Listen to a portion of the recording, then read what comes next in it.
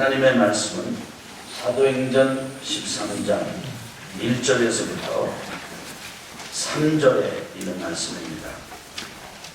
한번 주보를 다 펴시고 같이 소리를 내서 본문을 읽어보도록 하겠습니다.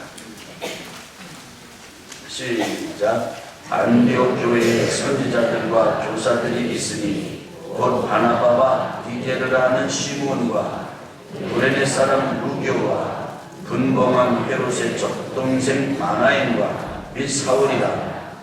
주를 섬겨 금식할 때에 성령이 이르시되 내가 불러시키는 일을 위하여 바나바와 사울을 따로 세우라 하시니, 이에 금식하며 기도하고 두 사람에게 안수하여 보내니라.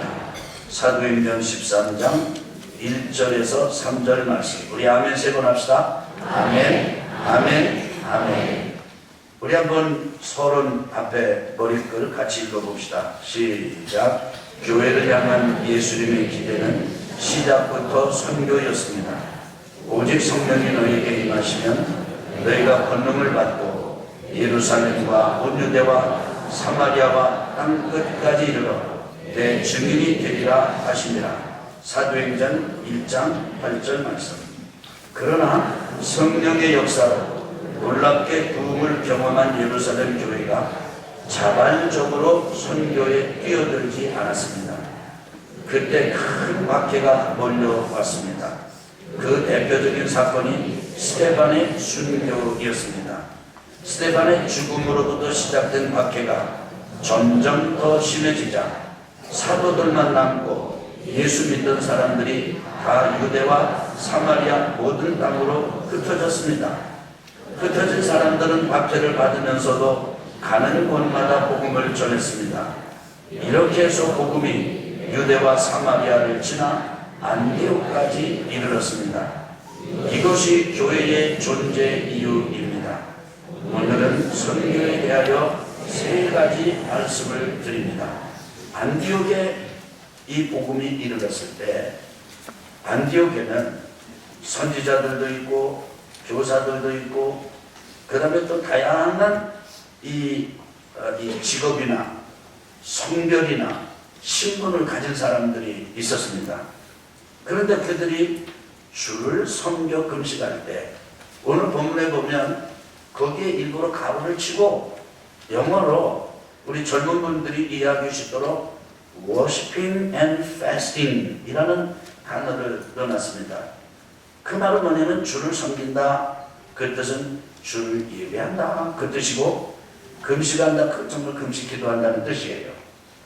이 안디옥 교회가 다른 것을 한 게 아니고 예배 드릴 때, 뭐 할 때요?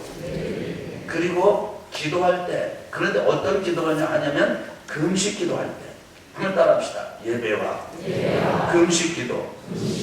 그래서 이들은 금식하면서 예배 드리고 예배하면서 금식하고, 그랬더니 성령께서 안디옥 교회를 찝으셨습니다. 여러분, 저는 여러분과 제가 성령께 찜을 당하는 성도가 되었으면 좋겠습니다. 이 땅을 두루보시고 정말 진실하게 예배하고 그리고 기도하되 금식하면서, 예배하고 금식하고 금식하고 예배하면서 하나님을 섬기고 하나님의 뜻을 구할 때, 성령께서 이 교회 리더들에게, 이 성도들에게 공의, 너나 할 것 없이 동의할 수 있는 일을 주셨는데, 그거 뭐냐면 내가 불러시키는 일을 위하여 바나바와 사울을 따로 세우라. 바나바와 사울을 따로 세우라. 여러분, 이곳에서 지금 말씀을 가르치는 사람이 누구냐면, 여러분, 바나바와 사울이 그 교회에서 아주 중요한 사역을 감당하고 있었습니다. 기둥과 같은 일꾼들을 쑥 뽑듯이 말이죠. 뽑아내가지고 따로 세워놓으라는 거예요. 그리고는 이제 내가 이를 불러서 시킬 것이 있다, 구분을 하셨습니다. 그랬더니 이 안디옥 교회 성도들은 따라합시다. 다시 금식하고 기도하며. 여러분, 먼저 예배하고 금식하고 기도와 금식하면서 기도했던 것은요, 하나님을 예배하고 하나님을 섬기는 것이었어요. 그래도 두 번째 금식하고 두 번째 기도는 분별하는 기도였습니다. 지금 이렇게 성령께서 우리 중에 누군가를 통해서 이렇게 말씀을 하셨는데, 우리 안디옥 교회를 통해서 하나님께서, 성령께서 이 시간에 말씀하십니다. 바나바와 사울을 따로 세우십시오. 하나님께서 따로 시키실 일이 있답니다.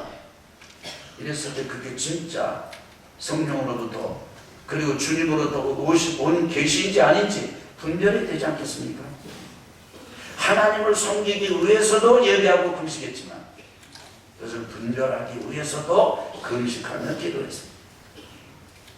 그리고는 그들은 공의 결론을 내리기를 맞다. 이것은 주님의 뜻이다. 그리고 두 사람을 안수하고 기도해가지고 파송합니다. 따라합시다. 기도하고 두 사람에게 안수하여 보내니라.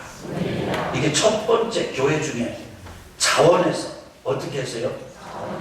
자발적으로 어떻게 했어요? 자발적으로. 자원에서 자발적으로 선교사를 보낸 최초의 사건입니다. 그래서 안디옥 교회는 자원하여 자발적으로 최초의 선교사를 파송한 교회입니다. 물론 예루살렘 교회도 선교사를 파송했습니다. 그런데요, 핍박이 일어나가지고 그냥 어떻게 할 수 없이 흩어져서 갔어요. 그래서 그게 유대로 흩어지고 사마리아로 흩어지고 그렇게 된 것입니다. 그런데 드디어 안디옥 교회에서부터 정말 하나님을 예배하다가 하나님의 말씀을 듣고 그걸 또 분별하고 선교사를 파송하는 일이 일어났던 것입니다. 저는 개인적으로 선교에 대해서 생각할 때마다 우리 교회가 어떤 교회가 됐으면 좋겠나 생각할 때마다 이 본문을 묵상합니다. 이 안디옥 교회를 기억합니다. 저는 여러분과 제가 섬기는 우리 원양원천 교회가 이 안디옥 교회처럼 선교의 열정을 가지는 그런 교회가 되기를 주님으로 축원합니다. 저는 우리 교회에서도 선교사들이 많이 일어나게 되기를 꿈을 꿉니다. 그런 날이 곧 오리라고 믿습니다. 자, 오늘 그 선교에 대해서 세 가지 좀 나누겠는데, 첫째는 선교란 무엇인가? 우리가 참을 읽어보겠습니다. 선교란 시작. 선교란 무엇입니까? 같은 지역과 문화권 안에 있는 사람들을 대상으로 하는 전도와 달리 선교라고 말할 때는 다른 나라, 다른 문화에 있는 사람들을 대상으로 전도하는 것을 의미합니다. 그들에게 첫째 복음을 전파해서 두 번째 영혼을 구원하고 세 번째 교회를 세우며 네 번째 섬기고 봉사하는 것입니다. 그러므로 너희는 가서 모든 민족을 제자로 삼아 아버지와 아들과 성령의 이름으로 세례를 베풀고 내가 너희에게 분부한 모든 것을 가르쳐 지키게 하라. 볼지어다 내가 세상 끝날까지 너희와 항상 함께 있으리라 하십니다. 마태복음 28장 19절 20절 말씀, 우리 아멘 합시다. 아멘. 이것이 주님께서 불러시키신 일입니다. 자, 저를 보실까요? 전도와 선교를 좀 구분하자면, 굳이 구분하자면 전도는 같은 지역, 같은 나라, 같은 문화권 안에 있는 사람에게 전하는 것이라면, 선교는 다른 나라, 다른 문화권 안에 있는 사람들에게 복음을 전하는 것입니다. 여러분과 저에게 이 명령을 내리신 분이 누구시냐면 예수님이십니다. 그래서 왜 선교하는 이유가 뭐냐? 두 번째, 선교의 이유는 무엇입니까? 선교의 이유는 시작. 선교의 이유는 무엇입니까? 첫째, 선교는 그리스도의 명령이며 두 번째, 전하지 않으면 바가 있기 때문입니다. 뿐만 아니라 세 번째, 선교는 복음의 진 빚을 갚는 일이며 네 번째, 선교하는 교회가 부흥하기 때문입니다. 우리 누가복음 6장 38절 같이 읽겠습니다. 주라 그리하면 너에게 줄 것이니 곧 후이 되어 누르고 흔들어 넘치도록 하여 너에게 안겨주리라. 너희가 헤아리는 그 헤아림으로 너희도 헤아림을 도로 받을 것입니다. 선교는 선택사항이 아니라 의무요 사명입니다. 아멘. 성도들께서 추천해 주실 때도 있고 외부에서 저에게 추천해 주실 때도 있어서 선교사님들을 소개받을 때가 많습니다. 그럴 때마다 저는 첫째, 그들이 평신도인지 아니면 목사 안수를 받은 선교사인지 구분하지 않았습니다. 따지지 않았습니다. 두 번째는 감리교 선교사님인지 아닌지 그걸 묻지를 않았습니다.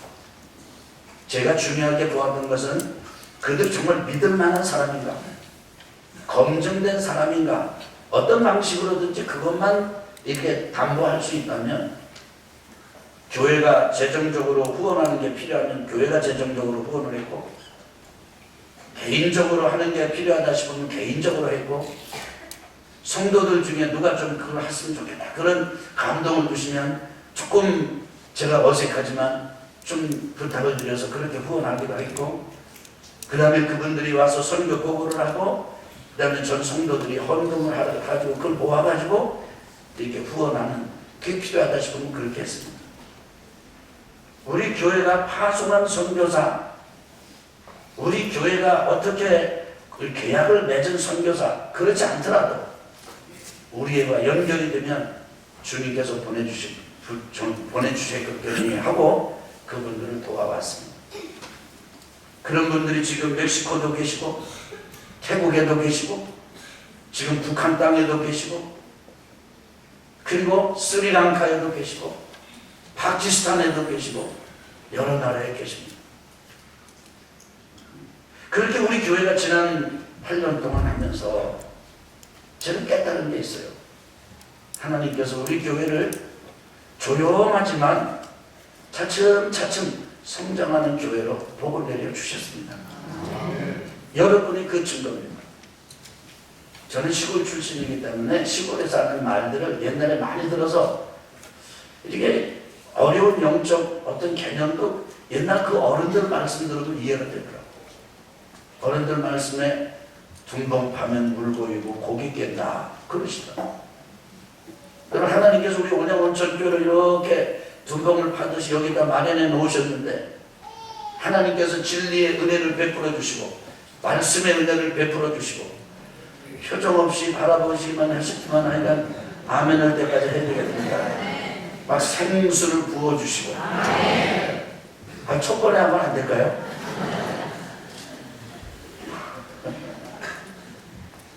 그러니까 물이 모여가지고 고기 꼬이듯이 우리 성도 여러분들이 이곳에 이렇게 모여 계십니다. 하나님께서 선교하라고 모아주신 거예요. 저는 그렇게 믿습니다. 지난 이렇게 8년간 쭉 보면요, 뭐 그렇게 엄청나게는 아니지만은 하나님께서 대폭적으로, 그리고 점진적으로, 대폭적인 성장이 필요할 땐 대폭적으로, 아니면 점진적으로 필요할 점진적으로 재정도 헌금도 이렇게 많이 늘어나게 해주셨어요. 물론 당일 때는 부역회 때 보고를 드리겠습니다만은 하나님께서 지난해도 작년에도 비교해 봤을 때 하나님께서 우리 교회가 헌금이 정확한 건 아닙니다만 약 한 1억 정도가 이렇게 늘어나게 복을 주셨어요. 이때 아멘을 그냥 기분 좋게 크게 하는 것도 좋습니다. 근데 보니까요, 늘어난 헌금이 두 가지. 첫째는 11조가 늘어났어요. 지금 사람들 다 어렵다고 난립니다. 그래서 안 된다고 말하고, 장사 안 된다고 말하고, 경제가 어렵다고 난리인데, 근데 하나님께서 우리 성도님들을 모아주시고 11조를 작년보다 더 드릴 수 있도록 복을 내려주셨어요. 그래 감사헌금이 늘어났어요. 절기헌금 중에 특별히 이제 하나님 앞에 감사헌금 드리게 늘어났어요. 그 너무너무 감사. 그게 무엇 때문에 하나님께서 우리 교회를 이렇게 복을 주셨을까?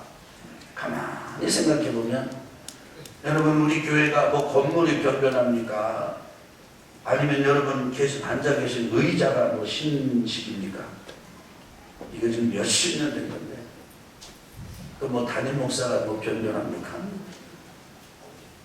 죄송하지만 뭐 여러분이 또 변변합니까? 우리 교회 별로 변변한 게 없어요. 스타가 없어, 스타가. 근데 하나님께서 그저 이슬을 이렇게 젓듯이 은혜를 내려주셔가지고 오늘 이렇게 하나님 앞에 영광을 돌려드리게 되었습니다.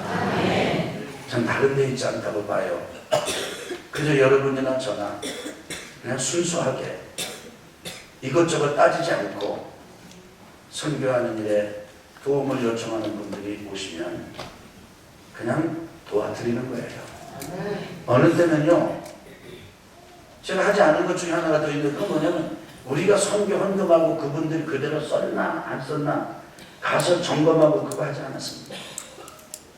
우리는 헌금해서 그분을 돕는 게 사명이라면 그들은 바로 쓰는 게 그분들의 사명이에요. 때가 되면 하나님께서 다 점검하실 거 아니겠습니까? 지난번 우리 교회를 다녀가신 파키스탄에서 오신 목사님 두 분 계셨습니다. 그분이 우리 교회를 다녀가시고 나셔가지고 계속 톡이 와요. 저희 왜 저 페이스북에 보면 메신저 있잖아요. 그래서 뭐 하여간 우리 성도들하고 같이 그때 예배드리고 그렇게 한 게 굉장히 충격적이었나 봐요. 여러분 그냥 기분 좋게 들으세요. 그분들이 얘기하는데 우리 교회가 너무 좋다는 거예요. 자신 없으면 이따 하면은 못해요. 진짜 그분이 하시는 걸 난 그대로 하는 거예요. 이분이 파키스탄에 23일 날 들어가셨습니다. 들어가셔가지고 자기 애들 동영상을 다 찍어서 자기 나라 말로 뭐 저한테 우리 교회한테 하는 인사라고 했는데 내가 여러분한테 안 보여드려요. 왜냐면 인사를 시켰는데 저보고 할아버지라고 그랬어요. 나 그게 별로 편편치 않아. 왜 내가 할아버지?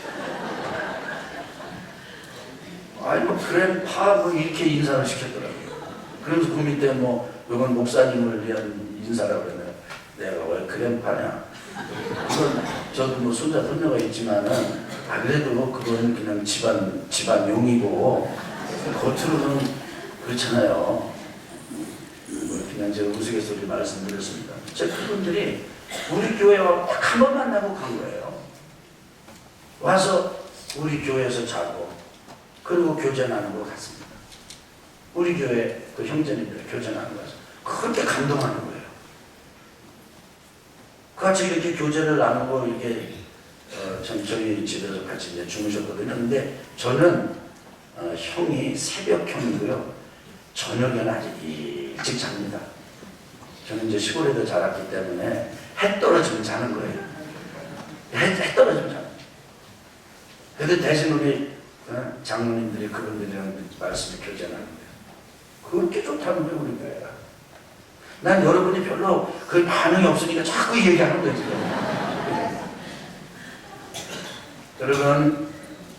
여러분과 제가 선교하는 일에 열심을 내면 하나님께서는 여러분과 저에게 복을 주십니다. 세 번째, 그럼 어떻게 선교할 수 있을까? 첫째, 같이 읽겠습니다. 시작. 열린 마음을 가질 때 선교를 쌓아야 합니다. 기회를 만들어 적극적으로 배워야 합니다. 어려운 일을 만날 때 그것도 선교의 기회가 될 수 있다는 마음을 가져야 합니다. 핍박에 관여했다면 빌립이 사마리아로 가는 일은 없었을지도 모릅니다. 첫째는 그래서 뭐를 열어야 된다고요? 마음을 열어. 저를 보실래요? 그동안 선교에 대해서 마음을 열지 못한 분들의 이야기는 대략 이런 것입니다. 우리도 힘든데, 우리나라도 아직 예수 믿지 않는 사람이 많은데, 우리 주변에도 어려운 사람이 많은데 왜 다른 나라를 돕고 왜 다른 나라 가서 선교하도록 하느냐. 만약에 미국 사람이 그렇게 했다면, 미국 교인들이 그렇게 했다면 우리에게는 아직 복음이 없습니다. 감리교회 최초 선교사가 아펜셀러 선교사입니다. 1858년에 태어나신 분입니다. 이분이 27살 때 그 태평양을 건너가지고 한 달 넘게 배 타고 일본에 왔습니다. 일본에서 머물다가 부산으로 왔습니다. 부산에서 제물포로 왔습니다. 제물포에서 인천으로 들어왔습니다. 그게 1885년 27살 때입니다.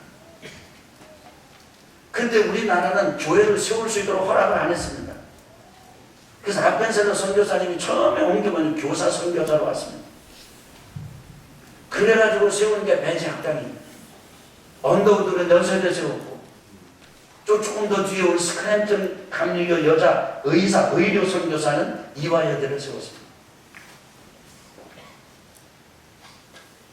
그리고 10년 지나서 정동제일교회 세웠습니다. 그 10년 동안 학교를 열심히 하고 이렇게 막 이렇게 하다 보니까 정부에서 이 왕이 그걸 할 수 있도록 허락합니다. 정동제일교회를 통해서 이상재, 그 다음에 여러분 정동제일교회를 통해서 이승만, 윤치호 이런 기라성 같은 서재필 이런 분들이 예수 믿고 거듭나서 하나님 나라 일꾼이 됐어요. 그리고 아펜셀라 목사님이 몇 세에 돌아가셨는지 아십니까? 44세에 돌아가셨어요. 목포에서 열리는 성경 번역 그 토론회 회의에 참석하기 위해서 배 타고 쭉 내려가다 이 어청도 앞에서 대천 저쪽에서 일본 배하고 부딪혀가지고 침몰했어요. 그래서 사람이 꽤 많이 죽었는데 그때 한 사람만 살아났습니다. 살아난 사람이 증언하기를 아펜셀러 선교사님이 밖으로 나왔는데 그 배 안에 있는 다른 사람 건조로 들어갔다가 같이 수장됐다고 그렇게 증언을 했습니다. 그때 미국 사람이 다 예수 믿은 게 아닙니다. 그때 미국이 잘 사는 데가 아닙니다. 여러분 미국이 잘 사는 만큼 얼마 되지 않아요. 감자 먹고 얼마나 고생 많이 하는지 모릅니다. 그 사람들. 그 여러분 먼저 성경은 뭐가 열려야 된다고요? 마음이 열려야 되는 거예요. 마음. 우리 옆에 분하고 같이 인사를 좀 합시다. 우리 마음을 넓게 엽시다.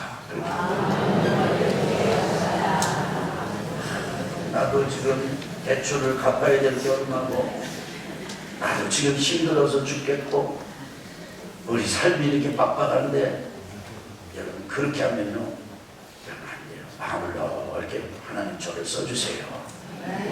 할렐루야. 자, 두 번째입니다. 시작. 기도로 할 수 있습니다.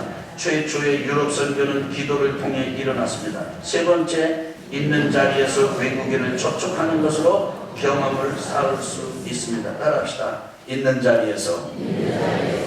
우리 교회 권사님 부부가 있습니다. 이분이 다문화 선교에 이렇게 헌신을 하셨는데 이분들은 원래 마음 보니까 제 얘기를 들어보니까 해외 선교에 대한 뜨거운 열정이 있는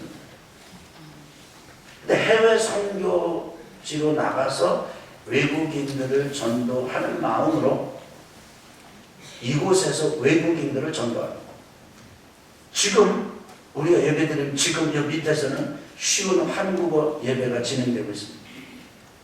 그건 제 아이디어가 아닙니다. 제가 하라면서 프로그램을 열은 게 아닙니다.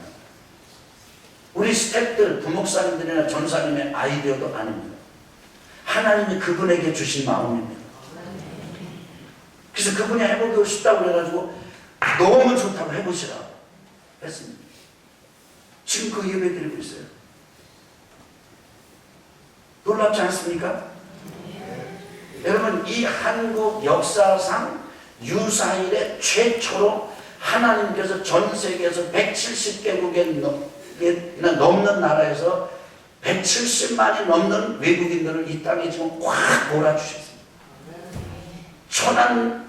인구에 비하면 이 크기, 이 시세나 이런 걸 뭐, 시의 힘, 아산시, 천안시, 그럼 천안시가 훨씬 크잖아요. 기분 나쁘지만.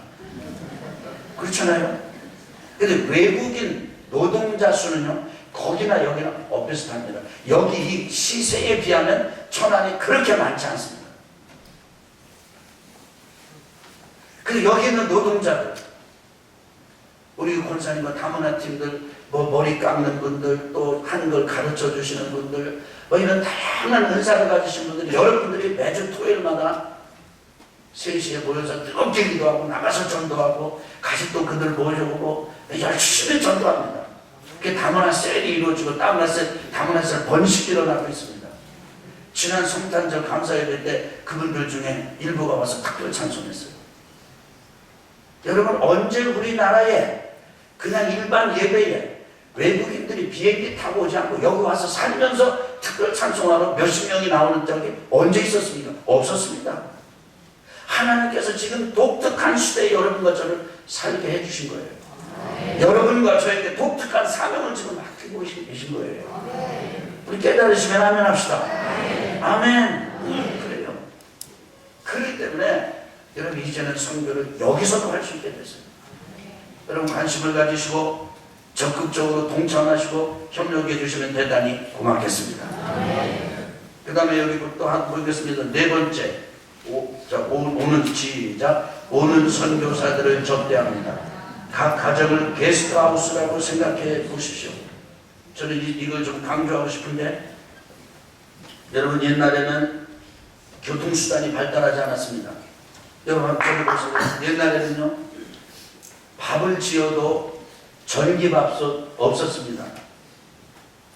무쇠솥에다가 아침마다 아궁이에 불 떼가지고 밥을 지었습니다.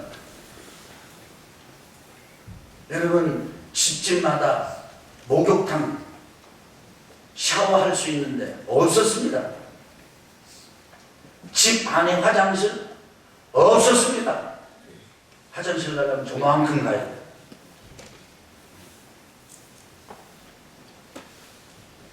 누가 손님이 오면 이루 말할 수 없이 불편했어요. 근데 그때는 불편하다는 생각 안 했습니다. 이불, 사각형 이불, 손님을 펴놓고 그 손님들이랑요 동서남북에서 발질러 놓고 그러고 잤어요. 하루 이틀 사흘 뭐 일주일도 있다 가고 겨울을 나서 가는 분도 있고. 그런데 그리고 손님이 갈 때는요 그 집의 아이들이 그 집이 우리 손님이 나가지고 너무 좋다 이렇게 하지 않았어요. 안 가면 안 돼요. 조금 더 있다 가면 안 돼요. 심지어 어떤 분은 가서 보따리를 가지고 한 길에 가서 차 타러 나가는데 보따리가 다시 가지고 왔어. 집으로 못 가게 하려고. 어떤 애들이 울었어요. 저도 울었어요. 손님이 왔다가 가면 내가 막 울었어요. 그러니까 어머니가 야 너 왜 우냐 청승맞게. 갔잖아. 손님 간 게 너무너무 서운해가지고 너무 서운해가지고 막 울었어요. 해전은 노을을 보면서 울었어요. 괜히 서러워가지고. 여러분 그때 생각하면요 지금은요 너무너무 편합니다. 집안에 샤워할 수 있는 거 다 꼴찌 다 다르겠죠. 화장실 최소 한 개 집 안에 화장실이 집 안으로 들어왔다? 야 이거 연세 드신 어르신들 여러분 지금은 그거 당연하게 생각하지만 여러분 옛날 같으면 생각도 못하는 일이에요 그게. 근데 그게 들어왔어. 그런데 하나가 아니라 방에 막 2개씩 있는 집도 있어요. 야 대단해. 그런데 이상하게도 손님 접대하는 건 너무 힘들어졌어요. 시설이나 편리함의 문제가 아니라 마음이 그만큼 각박해졌어요. 여유가 없게 됐어요. 훨씬 전보다 잘 사는데. 여러분 안 그렇습니까? 요즘 감자밥으로 끼니 때우시는 분 계시나요? 건강 목적을 빼놓고 고구마만 먹고 떼끼니 때우시는 분 계십니까? 건강 용도 외에. 그런데도 지금 여러분과 저는 손님 접대하는 전통을 잃어버렸습니다. 이슬람 지역에 가서 선교하는 사람들이 이구동성으로 하는 말이 있습니다. 그 사람들은요 손님으로 가면 묻지 않고 자기신 거예요. 여러분 적어도 우리가 일반적인 손님을 잘 접대 못한다 하더라도 하나님의 일을 감당하던 선교사들을 오면 우리가 모실 수 있어야 되지 않겠습니까? 여러분 어떻게 생각하십니까? 부담스럽다. 우리 집에는 화장실 한 개밖에 없다. 우리 집이 좀 좁다. 낙로하다고. 여러분 옛날에 치면 어떤 집도 다 호텔이었지. 옛날에 비하면. 제가 목회 처음에 시작할 때 집회를 나가면 집사님 집, 권사님 집에서 집회 강사 숙소를 정해줘가지고 머물렀습니다. 미닫이로 해가지고 밑에서 그 주인이 주무시고 나 그 웃방에서 잔 적도 있어요. 강원도 가가지고. 하나도 불편하게 생각 안 했어요. 여러분 우리 오는 선교사들 접대 잘 합시다. 아멘. 그거 선교하는 방법이에요. 이것저것 따질 게 뭐가 있겠습니까? 그래서 혹시 여러분 집에 좀 뭐 집이 좁으면 좁은 대로 좀 여유가 있으면 여유가 있는 대로 방 하나 깨끗하게 해놓고 화장실 하나면 어때요? 교대로 보면 되는 거지. 급하면 두드리고. 아멘. 혹시 여러분 중에 건물이 많아, 건물, 원룸, 제가 기억이 잘 안 나가지고 2부 예배 때 배운 거예요, 원룸. 그래서 맨 꼭대기층에 어른들 사시고, 주인이 살고, 밑에 방 놓고 그런 분도 계시잖아요. 방 하나 안 나갔다고 막 스트레스 할 게 뭐 있어? 광고해가지고 선교사님 와서 묵으시라고. 기가 막히잖아요. 난 여러분 표정이 어떤 건지 난 이해가 잘 안 되겠어요. 감이 잘 안 잡히는데 여러분 얼마나 좋은 일이에요 이게. 부산에 최근에 제가 글을 하나 읽었는데 부산에 어느 장로님이 아파트가 몇 채가 계신가 봐요. 가지고 계신가 봐요. 그다음에 그 장로님이 아파트를 깨끗하게 수리해가지고 모든 시설 다 해놓고 광고를 한 거예요. 여러분 국제적인 네트워킹이 있습니다. 선교 네트워크. 거기에 우리 집에 이런 게 있는데 50분 오세요. 이렇게 하면 오는 거예요. 그러니까 그 장로님이 그 경험을 통해서 보니까 우리가 3일, 최장 기름은 3일. 처음에는 무료로 했다가 나중에는 다 실비를 이렇게 했대요. 그래서 내가 그 내용을 가만히 읽어보니까 그런 내용이에요. 무료로 하고 그냥 기간을 안정하고 했더니 선교사님들이 들어오셔가지고 안 가더래, 선교지로. 거기 계속 눌러 계시더라는 거예요. 그래가지고 아예 이제 그거 이제 경험을 쌓으면서 3일 정도 이렇게 딱 제한을 해가지고 그 다음에 이제 비용도 아주 뭐 전기세, 뭐 이런 물세, 이런 기본적인 거는 아주 기본적인 부담은 하시고서 계시라. 이렇게 해서 한다는 거예요. 저는 우리 교회 성도들 중에 그런 분들이 나오게 되기를 축복합니다. 진심으로 축복합니다. 혹시 여러분 이 말씀을 들으면서 여러분 중에 나는 이게 없고 나는 이게 없고 나는 빨리 이런 분이 계시면 여러분 탄식하지 마세요. 그 탄식의 눈물을 하나님께 드려보세요. 하나님 나도 저거 하고 싶습니다. 나도 우리 집에서 저거 하고 싶다고요. 저거 좀 저 좀 하게 해주세요. 그럼 하나님이 그걸 할 수 있게 해주신다는 의미는 건물을 주신다는 의미 아니겠습니까? 아멘.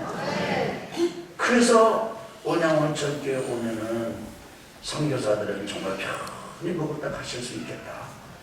이런 일들이 일어났으면 좋겠습니다. 부산에서는 3일을 기한으로 했는데 우리는 그냥 한 5일 정도는 해줍시다. 5일 정도. 그럼 뭐 연장시켜줘도 되고요. 승리하시길 주 이름으로 축원합니다. 그 다음에 5번째입니다. 시작. 직접 단기 선교에 참여합니다.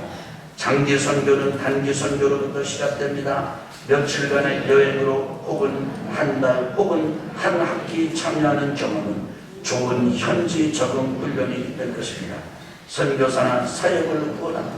어떤 분들은요 이렇게 단기 선교 가고 그러다면요 저를 보세요, 저를 보세요. 저 사람 참 신세 좋다. 저 사람 참 팔자 좋다. 어떻게 저런 비용을 내면서 가나? 그러시는 분들이 계세요. 그래서 선교는 마음이 먼저 열려야 되는 거예요. 여러분 돈이 있다고 가는 게 아닙니다. 시간적인 여유가 널널해가지고 가는 게 아닙니다. 직장 생활하던 사람이 연차를 모아서 가기도 하고 사업하던 사람이 그 사업의 위기를 감당하면서도 가는 게 단기 선교고 여러분 그렇게 가는 거예요. 옛날에 김중건 목사님이 CCC 젊은이 대학생들을 모아놓고 인생을 방황하다가 한 학기 1년 휴학해서야 되겠습니까? 여러분 돈이 없다고 한 학기 1년 휴학해서야 되겠습니까? 공부가 힘들다고 휴학해서야 되겠습니까? 주님을 사랑해서 주님을 위해서 한 학기 혹은 1년을 들여보십시오. 그래서 여러분에게 엄청난 영적 도전이 될 것입니다. 그렇게 했습니다. 여러분 우리가 구원하는 태국의 오세관 선교사님 본인이 그러시잖아요. 그때 뭣도 모르고 잘못 일어나가지고 선교사가 가 있다는 거예요. 그 인도에 우리가 가서 이번에 또 만난 그 선교사님 그 시골에서 교회 부흥회 때 강사님한테 뭣도 모르고 선교사 자원하라니까 그때 헌신해가지고 거기 가 있대잖아요. 뭘 알고 모르고 그게 중요한 게 아닙니다. 하나님 앞에 나를 드리는 하나님은 하나님의 방식대로 인도에 가십니다. 27살만 쓰시나요? 아닙니다. 70세도 쓰시고. 우리 아멘. 아멘 합시다. 저는 지금 60대 저를 보세요. 저를 보세요. 오늘 얘기 이게 조금 길어지더라도 용서하고 들으세요. 우울증 걸린 사람들 많죠? 잠이 잘 안 오죠? 밤낮이 깔깔하고. 여러분과 제가 정말 주님을 사랑해서 선교 현장에 내가 2주 혹은 한 달 혹은 뭐 길게 갈 것도 없이 뭐 6달 뭐 그냥 2년 3년 할 것 없이 나 1년만 내 평생에 한번 주님을 위해서 드려보겠다 해보면요, 여러분 선교지에 가면 잠이 그냥 옵니다. 막 오기에 뜯겨가면서 졸려도 잠이 와요. 단기 선교를 같이 가보면 잠 못 주무셨다는 분들이 별로 없어요.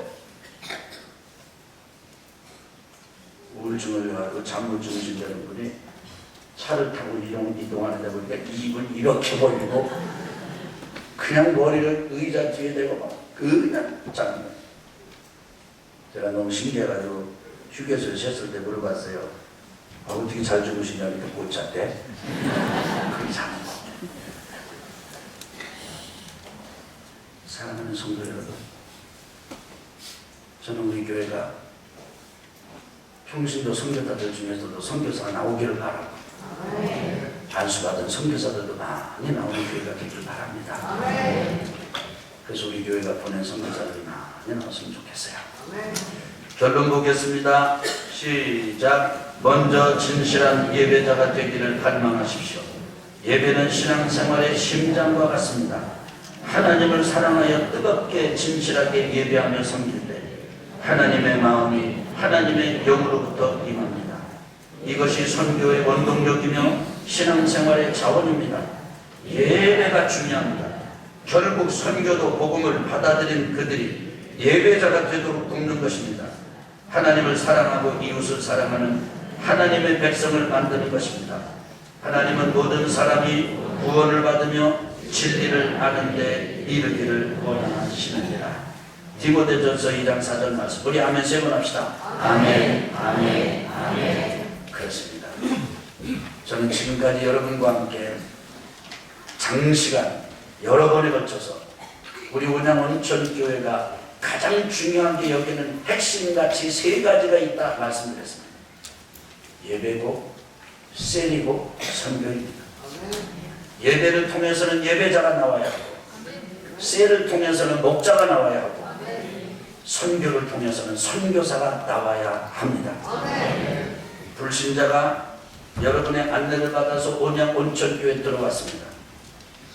그런데 그분들이 예배를 드리면서 진정한 예배자가 됩니다. 그런데 예배자가 되고 난 다음에 셀에 들어가서 예배자로서 목자의 사명으로 자라갑니다. 그리고 목자가 선교사가 됩니다. 이것이 영적 성장입니다. 이것이 믿음이 크는 거예요.